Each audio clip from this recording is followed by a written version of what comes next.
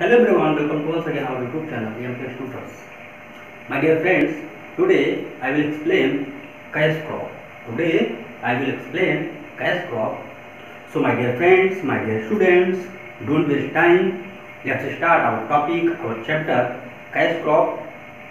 Today I will teach some cash crops like that jute, tea, coffee, rubber, cotton, sugarcane, and a lot of crops, a lot of vegetables and other natural plants. So, so let's start our topic, our chapter.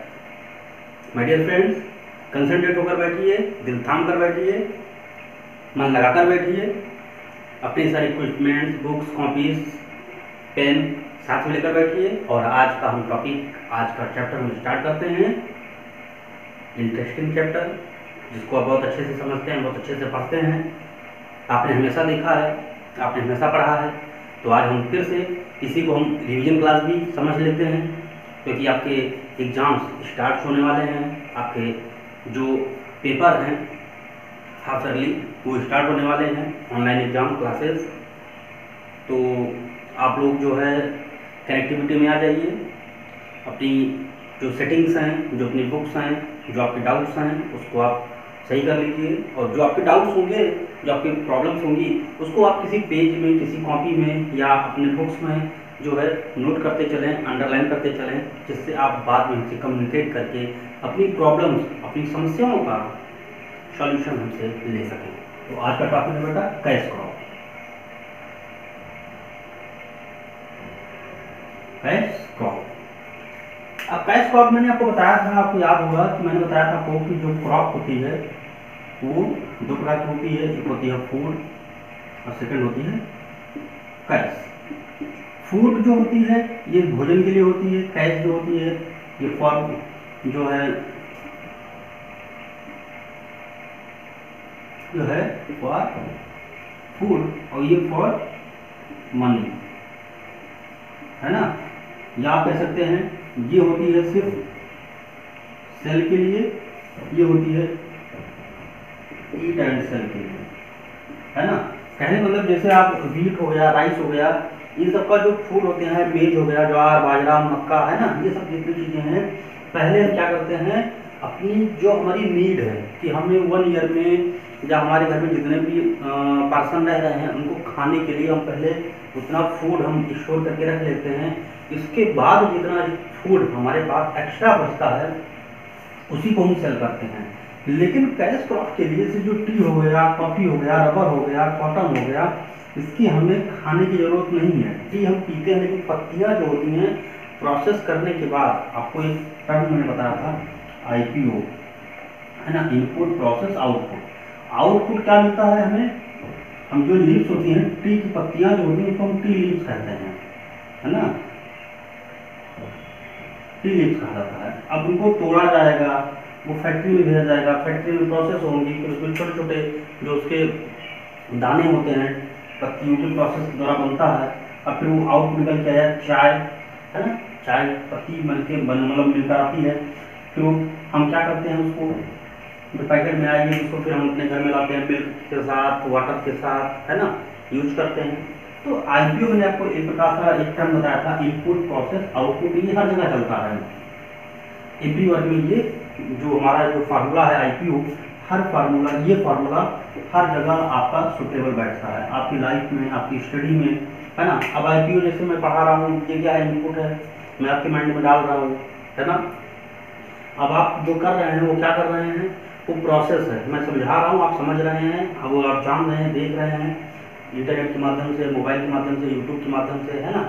अब उसके बाद output क्या निकलेगा, जब आपका exam होगा तो आप जो आंसर देंगे वो आपका आउटपुट होगा, और फिर मैं आपको आंसर आपने दिया वो आपका आउटपुट होगा। अब आंसर में भी देखा जाए तो भी इनपुट हो जाएगा एक प्रकार से, क्योंकि आपने एक वर्ड लिखा, मैं कॉपी चेक करूँगा, वो प्रोसेस हो जाएगा, फिर आपको रिजल्ट मिलेगा, वो भी आपका आउटपुट हो जाएगा। इस प्रकार इनपुट आउटपुट और प्रोसेस चलता रहता है, ठीक है। ये फॉर सेल के लिए हो गया। तो आज हम चैप्टर अपना स्टार्ट कर लेते हैं, मैंने थोड़ा सा बताया आपको, है ना। अब देखिए मैंने शुगर केन बढ़ा ही दिया था आपको उस दिन। टी की मैंने बात कर ली थी, है ना। कॉटन की बात मैंने कर ली थी। कुछ और अदर क्रॉप्स के बारे में बात करते हैं।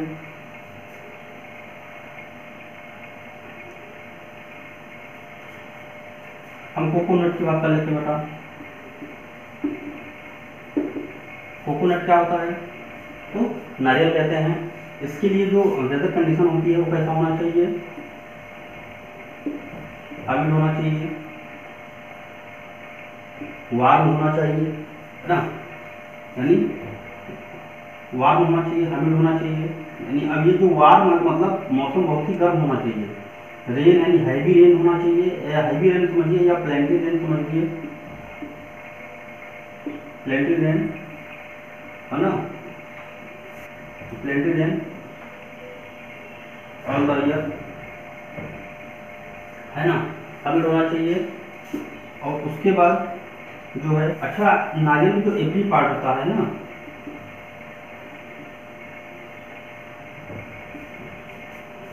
Every part of coconut, every part of coconut, यानी जैसे देखा जाए ट्रंक, है ना, उसके बाद फ्रूट,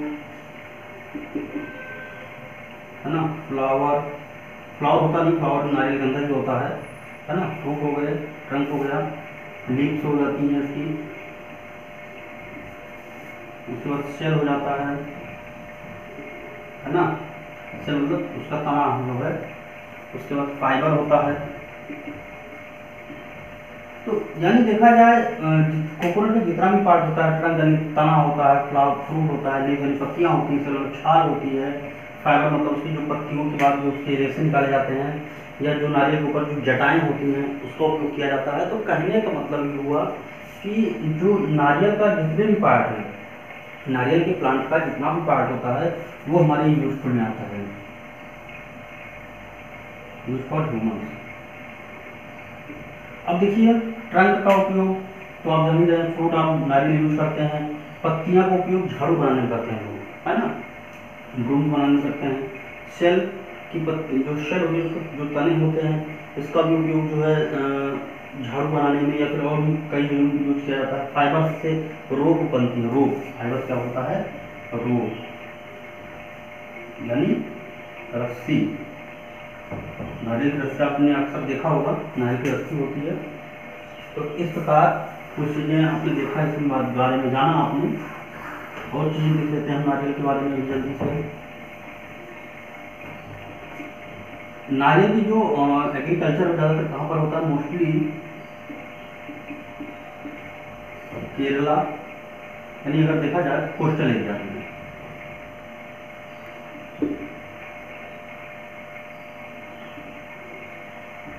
जैसे केरला, कर्नाटका, तमिलनाडु, है ना, उड़ीसा में भी है ना, उड़ीसा में भी आता है। बंगाल में भी कहीं कहीं, जैसे मैंने आपको कहा ना कोस्टल एरिया जो है, बंगाल में है, यानी वेस्ट बंगाल में, और गोवा, यानी जो आपके कोस्टल एरियाज हैं, ये वाले एरिया, ये यहाँ से लेके ये वाले जो कोस्टल एरियाज हैं, यही पर आपका बढ़िया से जो है श्रीलंका लटक ही रहा है। तो कहने मतलब जो आपके कोस्टल एरियाज हैं, है ना, यहाँ से गुजरात हो गया, फिर तो महाराष्ट्र वाला इलाका, फिर गोवा का, फिर कर्नाटका का, इधर केरला, इधर तमिलनाडु, उसके बाद इधर थोड़ा सा आंध्र प्रदेश भूल गया मैं, नाम नोट करिए, आंध्र प्रदेश,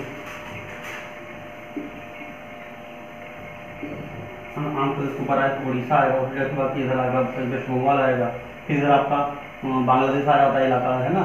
तो ये लगभग मतलब आपके कोस्टल एरिया जो इलाके हैं, यहीं पर आपका नारियल की खेती होती है, क्योंकि यहाँ पर गर्मी भी ज़्यादा होती है, बारिश भी अच्छी होती है। ठीक है, तो इतनी छोटी सी नॉलेज मैंने आपको बताई। अब इसके बारे में हम आगे बढ़ते हैं, दूसरा टेस्ट क्रॉप के बारे में पढ़ेंगे हम, जो है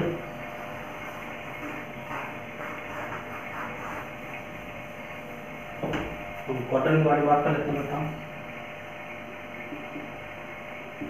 कॉटन, इसको कपास कहते हैं, है ना। आपको पता होना चाहिए दुनिया में सबसे पहले कपास कहाँ पे खोजा गया था? इंडस वैली सिविलाइजेशन में।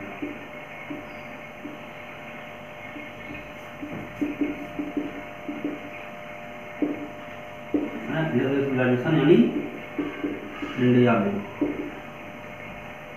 बात समझ में आ रही है? जो इस समय इंडस वैली सिविलाइजेशन कहाँ पर है? ये पाकिस्तान में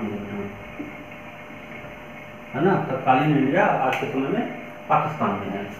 थोड़ा सा जान लीजिए इसको। जो कॉटन बेटा, इसके लिए टेम्परेचर कैसा होना चाहिए? वार्म होना चाहिए, ड्राई होना चाहिए।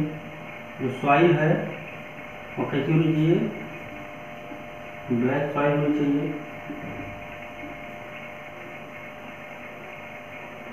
है ना। ब्लैक सॉइल चाहिए। मैंने आपको 3 पॉइंट बताए।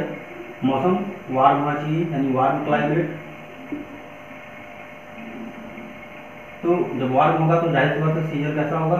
ड्राई होगा। मौसम सीजन जो भी है आपका वो ड्राई होगा। यानी देखा जाए तो क्लाइमेट कैसा होना चाहिए? Warm and dry. सॉइल कैसी होनी चाहिए? Black soil. सुटेबल होती है, ये बहुत अच्छी सॉइल होती है। इसमें आयरन की मात्रा ज़्यादा होती है ना। आयरन ज़्यादा होता है इसमें। तो ये कहाँ से निकलती है? इसको हम देखा जाए तो वोल्केनोइक सॉइल भी कहते हैं। वोल्केनोइक, इसको वोल्केनोइक सॉइल भी कहा जाता है ना। वोल्केनोइक सॉइल भी कहते हैं। तो ये हो गई पॉइंट्स। अच्छा, ये कहाँ कहाँ निकाले जाते हैं देखा जाए तो जैसे महाराष्ट्र, गुजरात, है ना। महाराष्ट्र, गुजरात, तमिलनाडु, तमिलनाडु हो गया, आंध्र प्रदेश,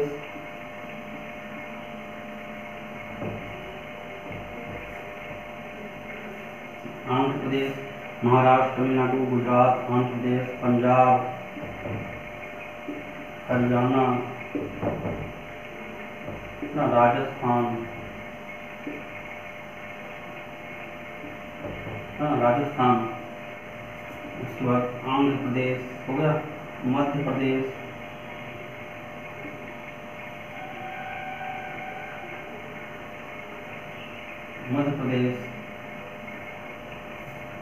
कर्नाटक,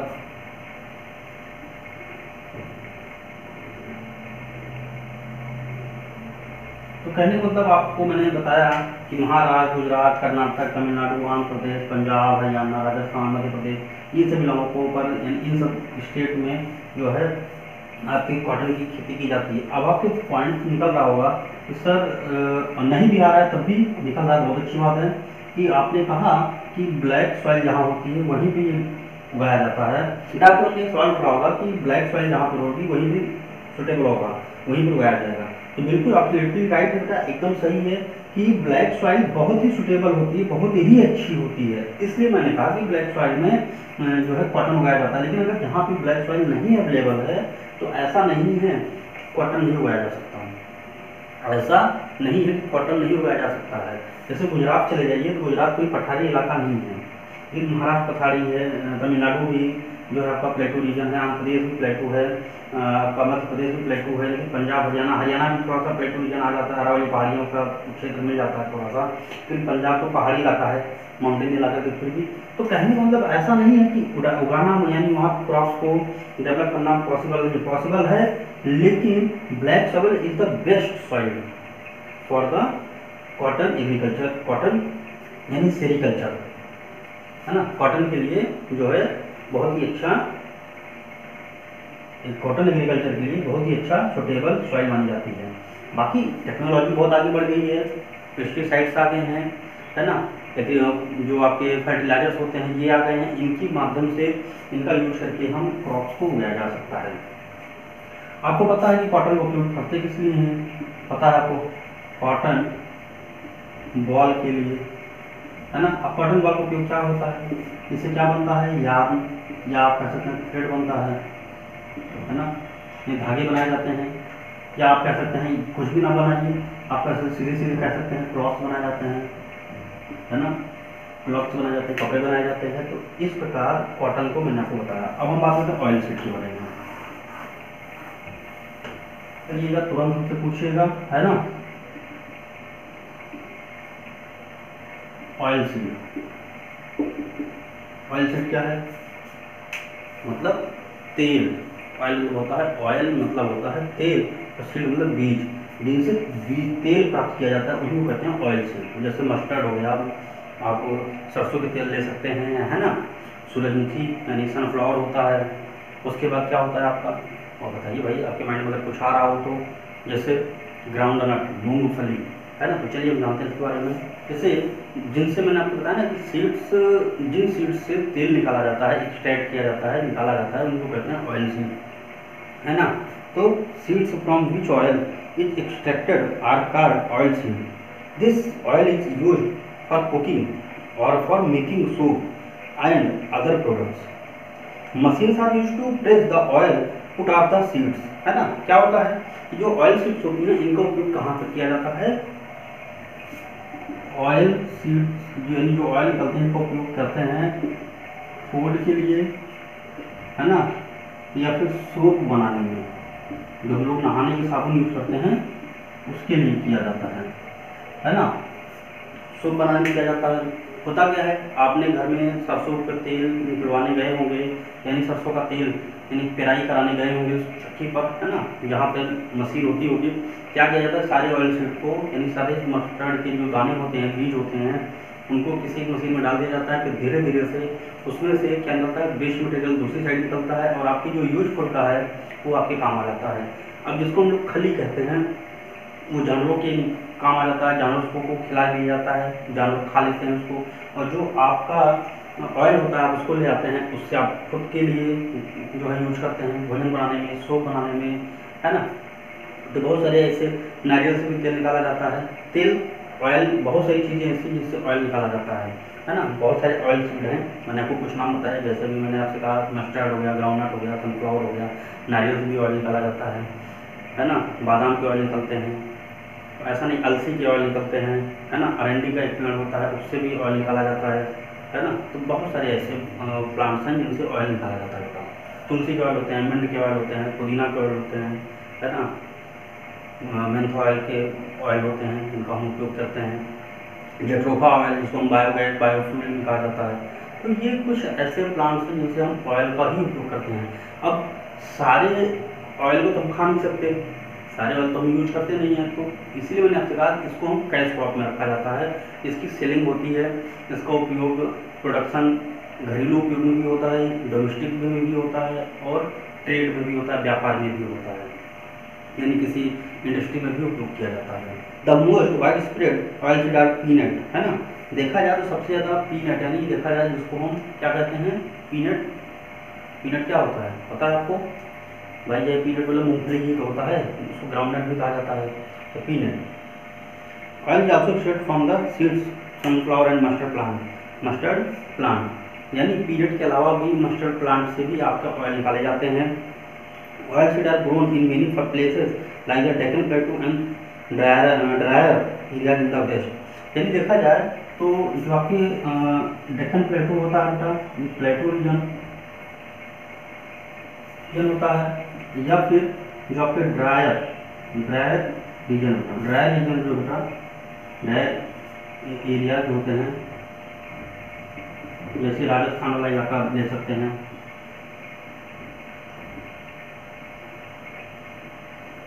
अब जैसा कि मैंने एक बार बताया था कि सनफ्लावर में सबसे ज़्यादा प्लांट मतलब कौन सा स्टेट है, एमपी है। दलहन और तिलहन सबसे ज़्यादा, अगर दाल की बात की जाए तो सबसे ज़्यादा एमपी, है ना। अगर हम सनफ्लावर की बात करें तो एमपी, अगर हम मूंगफली की बात करें तो गुजरात। इस प्रकार ज्वार बाजरा की बात करें तो आपका जो है राजस्थान। मैंने आपको कई बार मैंने इस बात को आपको समझाया है, कई बार मैंने आपको पढ़ाया है कि जैसे राजस्थान हो गया, एमपी हो गया, है ना, गुजरात हो गया, है ना, ये सब जो है बहुत ही हाईली प्रोडक्शन वाले स्टेट हैं, जहाँ पर सबसे ज़्यादा प्रोडक्शन किया जाता है। राजस्थान में भी हो गया, एमपी हो गया। अब एमपी जो है दाल और तेल दोनों में बहुत आगे है। गुजरात में जो है देखा जाएगा तो गुजरात में से मूंगफली सबसे ज़्यादा उगाई जाती है, पीनट या ग्राउंड नट आप कह सकते हैं, है ना। आज मैंने आपको बताया थोड़ा सा पार्ट किया, आज मैंने आपको बताया कैश क्रॉप आपका फिनिश हुआ बेटा। हम थोड़ा आगे बढ़ते हैं। अब हम पढ़ेंगे बेटा डेवलपमेंट ऑफ फार्मिंग, हम जानेंगे डेवलपमेंट ऑफ फार्मिंग।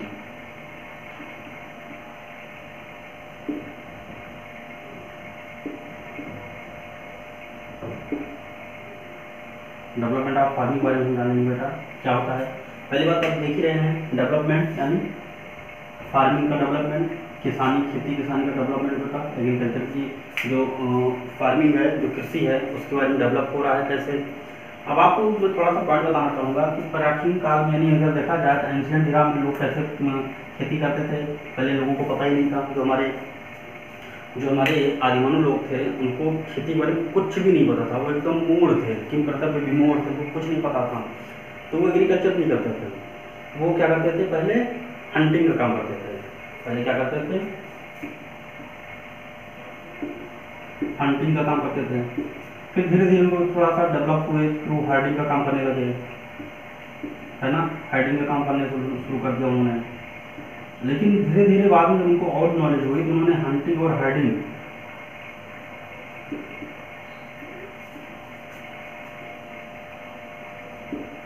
दोनों का काम करना शुरू कर दिए। लेकिन जब उन्हें एकदम से डेवलप हो गए, जब उनको एकदम पता चल गया कि हंटिंग भी ठीक नहीं है, हार्डिंग भी ठीक नहीं है, तो उन्होंने क्या करना शुरू कर दिया, एग्रीकल्चर करना शुरू कर दिया। कारण क्या था, हंटिंग में उनको भागना पड़ता था, कभी भोजन मिला कभी नहीं मिला।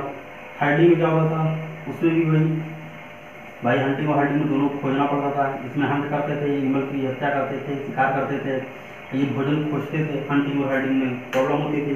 फिर उन्होंने ग्रुप बनाना शुरू कर दिया, कस्बे में रहना शुरू कर दिया। अब वहाँ पे सब लोग जहाँ पहले अकेले अकेले अलोन होकर के सेपरेटली शिकार करते थे, खोजते थे, अब ये लोग ग्रुप में रहने लगे। अब जब ये कोई फ्रूट खाते थे तो उसको क्या करते थे, बीज को सीड को फेंक देते थे, क्योंकि उसमें रिवर ज़्यादा होती थी आसपास ही है। क्योंकि इनको इतना तो पता था ही कि कोई भी एनिमल होगा पानी पीने जरूर आएगा। जब वो पानी पिएगा, जब पानी पी रहा होगा तो हम उसको पीछे से वार करके हम उसकी हत्या कर देंगे, उसका हम शिकार कर लेंगे। तो ये धीरे धीरे इतना दिन के माइंड धीरे धीरे डेवलप हुआ। तो इन्होंने क्या सोचा कि जब ये फ्रूट खाते थे तो उस फ्रूट को ये रिवर के पास क्या कर देते थे, फेंक देते थे। फ्रूट के सीड को, फ्रूट के जो बीज होते थे उसको फेंक देते थे, थ्रो कर देते थे। उससे होता क्या था कि जब उस सीड को एक जितना टेम्परेचर, प्रॉपर टेम्परेचर, प्रॉपर उसको क्लाइमेट मिलता था, एटमॉस्फेयर मिलता था, तो उसमें से प्लांट निकल आता था। तो धीरे धीरे रिवर के साइड में, अगर मान लीजिए रिवर है तो इस साइड में प्लांट, इस साइड में प्लांट, धीरे धीरे प्लांट निकल आए। तब इनको पता चला कि ये सोचने लगे ये प्लांट तो पहले नहीं थे, लेकिन अब प्लांट कहाँ से आ गए।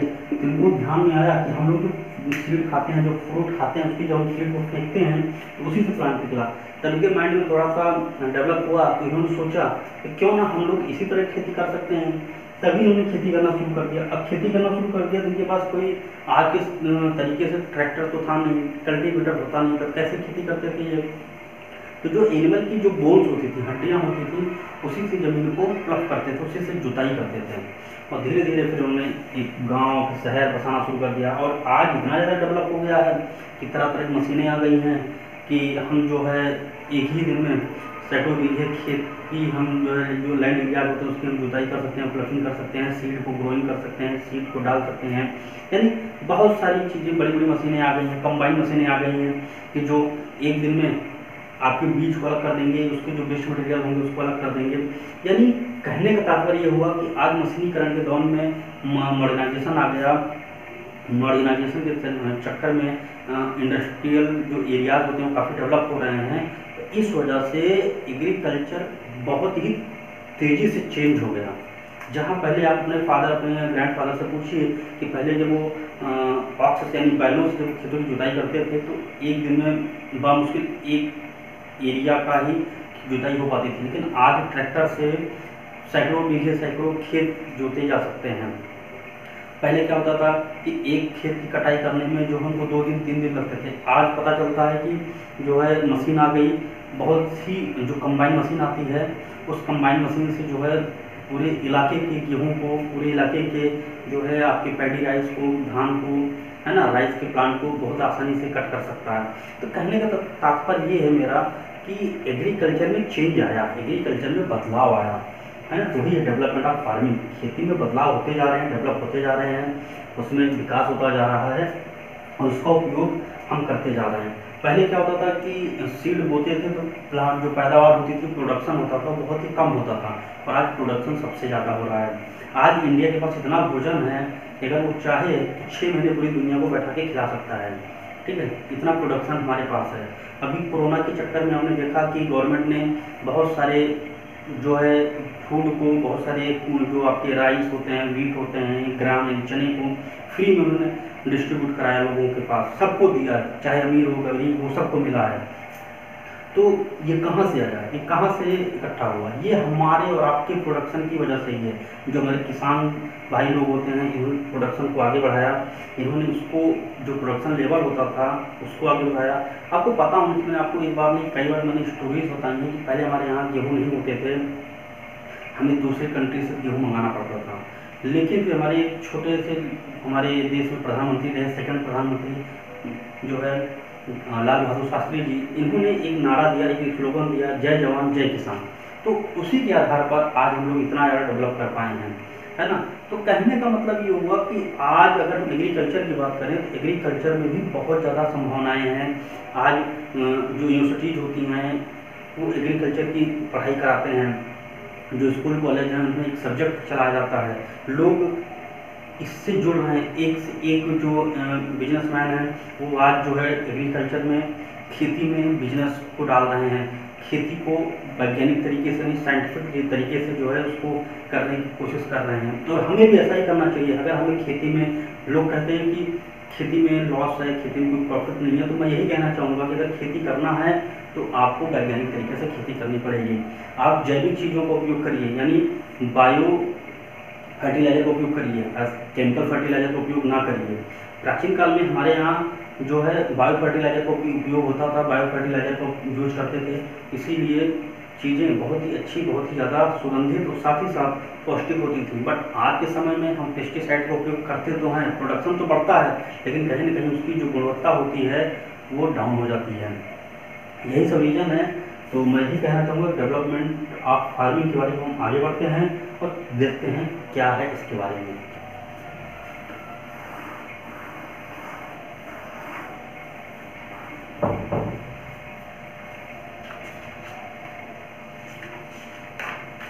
देखिए डेवलपमेंट ऑफ फार्मिंग क्या होता है। A farmer does the following things to get good crops. The soil is made ready for ploughing by the soil is made on ready for planting by ploughing. आपको पता है ploughing मतलब होता है जुताई। भाई खेत को में सीड डालने से पहले हमें खेत को बनाना पड़ता है, खेत की जुताई करनी पड़ती है, मिट्टी को उलटना पलटना पड़ता है। The farmer sow good quality seed to sow that crop is healthy. दूसरी बात क्या होता है, हम जो क्रॉप सीड लाते हैं ना, क्रॉप्स को बोने के लिए सीड लाते हैं, है ना। जब हम सीड लाते हैं तो हम अच्छी सीड लाते हैं जिससे प्लांट अच्छे हो गए, है ना। खराब सीड लाएंगे तो उसमें जर्मिनेशन यानी जो प्लांट निकलने की जो ग्रोथ होगी वो बहुत ही स्लो होगी। तो अच्छे बीज लाते हैं, उसको छांटते हैं और फिर उसके बाद हम जुताई करने के बाद बीज डाल देते हैं।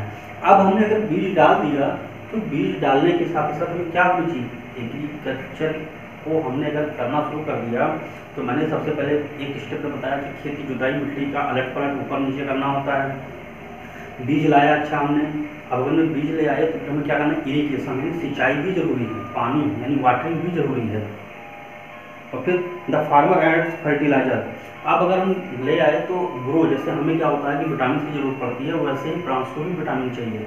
तो विटामिन देने के लिए हम क्या करते हैं, फर्टिलाइजर का उपयोग करते हैं, खाद का उपयोग करते हैं। अगर हमने खाद डाली है तो प्लांट बढ़िया होगा। फिर अगला क्या होता है कि during the growing period the farmer care the crops by irrigating them and protecting from the pests। फिर क्या होता है, अब हमने सीड डाल दिया, प्लांट्स उग रहे हैं तो उसमें हमें टाइम टू टाइम हमें क्या देना पड़ेगा, उसमें हमें वाटर देना पड़ेगा। और जो एनिमल्स होते हैं हमें उससे केयर करनी पड़ेगी, नहीं तो प्लांट हो ही रहा होगा कि एनिमल आएगा उसको खा जाएगा, प्लांट छोटा रह जाएगा, ग्रोथ होगी ही नहीं। जब ग्रोथ नहीं होगी तो हमारा प्रोडक्शन में पैदावार भी नहीं होगी अच्छी। और जब क्रॉप्स पक जाती हैं तो उसको हम कट कर लेते हैं, है ना। तो ये प्रोसेस आप ऑलरेडी जानते हैं, तो कुछ बताने की ज़रूरत नहीं है। हार्वेस्ट जो क्रॉप होती है इसको पकने के बाद इसमें जो आपको पता है कि एक साइकिल बनता है। वो साइकिल क्या बनता है, पहले लैंड प्रिपरेशन होती है ना, मिट्टी मैंने बताया, लैंड प्रिपरेशन हो गई, सीड सोइंग हो गई, फिर इरीगेशन होता है, क्रॉप ग्रोथ होती है, फर्टिलाइजिंग होती है, फिर हार्वेस्टिंग होती है। फसल पक गई, कट गई, फिर लैंड प्रिपरेशन करेंगे आप दोबारा, सीड सोइंग, फिर आप बीज बोएंगे, फिर इरीगेटिंग, है ना, इरीगेशन करेंगे, फिर उसमें जो है आप पानी डालेंगे। उसके बाद पानी पड़ेगा तो क्रॉप बढ़ेगी, फिर जब क्रॉप बढ़ेगी तो और अच्छी क्रॉप यानी उसकी जो ग्रोथ है वो और अच्छी करने के लिए उसमें हम फर्टिलाइजर डालेंगे, है ना, पेस्टिसाइड भी डालेंगे, फिर कीटाणु मतलब उसमें जो कीड़े हैं जो कीटाणु हैं वो न लग पाएँ। फिर कुछ समय बाद क्रॉप पक जाएगी, फिर कट कर लेंगे। यानी ये जो जैसे वाटर साइकिल होता है मैंने आपको बताया, तो सेम कंडीशन यहाँ चलती है फूड साइकिल, है ना, इसको फसल चक्र कहा जाता है। तो ये कंटिन्यू चलता रहता है ऐसे ही, ठीक है। तो आज का टॉपिक बेटा हम यही फिनिश करते हैं। हम अगले टॉपिक पे इसी टॉपिक को हम जो है फिर से दोबारा स्टार्ट करेंगे और कोशिश करेंगे कि आपके ये टॉपिक अगले चैप्टर में अगले जो टर्म के फिनिश हो जाए, जिससे हम न्यू चैप्टर स्टार्ट कर सकें। तो थैंक यू सो मच बेटा, और आप लोग अच्छे से अंत तक वीडियो को जरूर देखें और नोट्स को जरूर बनाएं, नोट्स को साथ ही साथ बनाते रहें। और कहीं भी अगर आपको समस्या होती है, कोई डाउट्स होते हैं तो शेयर जरूर करें हमसे, जिससे हम अपनी समस्या को समझ सकें। हमसे आप कम्युनिकेट करते रहें, हमसे कम्युनिकेशन बनाए रखें और अपने डाउट्स को क्लियर करते रहें। थैंक यू सो मच बेटा।